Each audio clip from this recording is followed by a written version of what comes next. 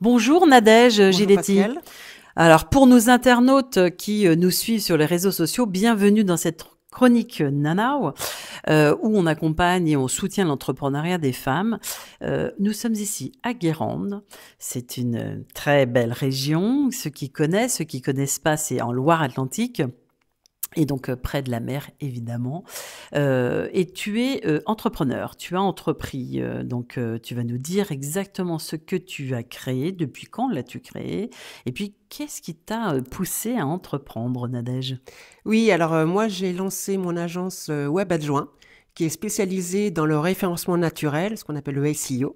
Très bien. Suite à en fait 15-20 ans de responsabilité en communication et marketing. D'accord. Et en fait, ces dernières années, je travaillais pour un groupement d'employeurs qui me détachait auprès d'adhérents en temps partagé. Et après le Covid, 2 des 3 entreprises pour lesquelles je travaillais ont été vendues. Aïe. Le groupement n'ayant pas d'autres missions et ma seule entreprise me poussant à prendre mon envol, ce que moi je voulais faire depuis très longtemps, mais que je n'avais pas fait parce que j'avais des missions. Donc là, je me suis dit, c'est le bon moment. Et donc, je me suis lancée avec ce client que j'accompagne maintenant depuis 10 ans. Très bien. Donc, mon travail, en fait, mes clients m'appellent puisqu'ils me disent, voilà, j'ai un site, mais on ne me voit pas. Qu'est-ce qu'on peut faire? Donc, je travaille essentiellement sur des sites déjà créés pour développer leur visibilité sur Internet et voilà, faire développer leur croissance, faire de l'acquisition clientèle. Mais également, je crée également des sites web lorsque les clients partent de zéro, en fait. Bien sûr. Ok. Donc là, lorsque tu pars avec une création de site web, tu es accompagné, tu travailles avec, en collaboration avec des experts, des infographistes, des développeurs, etc. Alors moi, Comment je tu crée fonctionnes? moi-même, la plupart, c'est des demandes sous WordPress D'accord. ou sous d'autres CMS, comme par exemple Wix.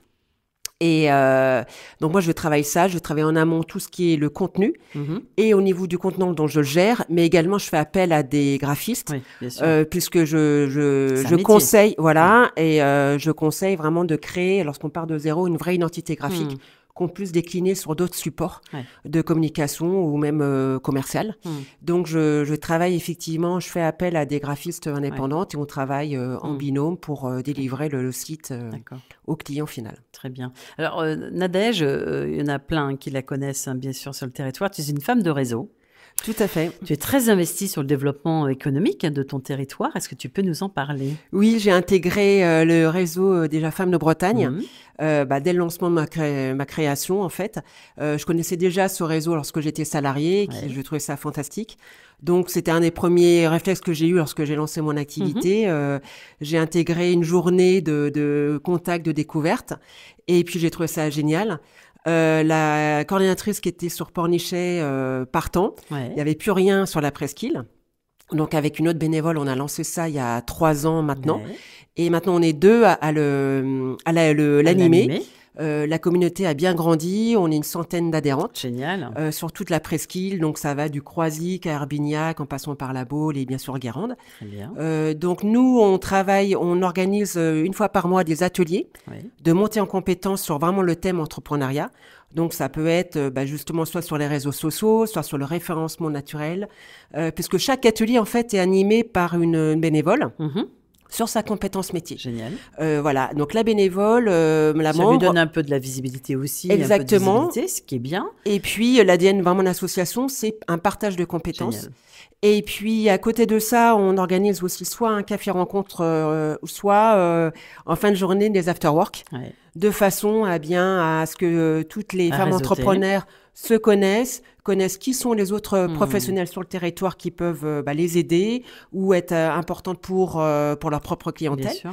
Donc voilà, et puis s'entraider, se donner des petits conseils ou voilà, s'aider dans les moments aussi difficiles. C'est important de ne pas rester seul, ne pas être isolé parce que ensemble on va beaucoup plus loin. Ce vieil adage africain, parce que tout le monde l'utilise mais personne ne cite l'origine, mais c'est un adage africain. Mais il n'y a pas que Femmes de Bretagne, tu es aussi très investi dans d'autres réseaux. Alors oui, il y a plusieurs réseaux professionnels, mais c'est vrai que je suis plus dans ce réseau-là de cœur puisque je l'anime. Dans les autres réseaux, je suis plus membre, voilà, où je participe. Mais c'est vrai que le lien, c'est justement dans les after-work Femmes de Bretagne.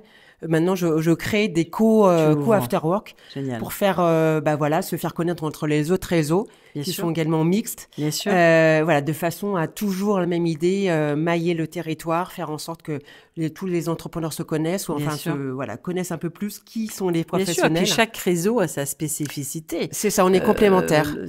Vous travaillez aussi, je sais que tu travailles aussi avec la Carène, donc là c'est carrément évidemment des élus, hein, j'allais dire c'est la communauté de communes, oui c'est l'agglo en fait. Hein, c'est ça, d'à côté, nous on est plus sur Cap Atlantique. Sur Cap Atlantique, très bien. Voilà, après on est sur les événements organisés par les institutionnels où on crée nous-mêmes. Bien sûr. Mais c'est important de donner de la visibilité à ce qui existe en outils, en dispositifs, qu'ils soient privés, publics, aux femmes qui veulent entreprendre ou qui veulent se développer ou même reprendre une entreprise, de ne pas rester non plus qu'enfermé que sur un seul réseau, mais d'aller aussi au-devant. Et ça, tu l'as vraiment très bien développé. Voilà, on travaille aussi avec des associations d'accompagnement. Donc avec des bénévoles, donc il y a plusieurs.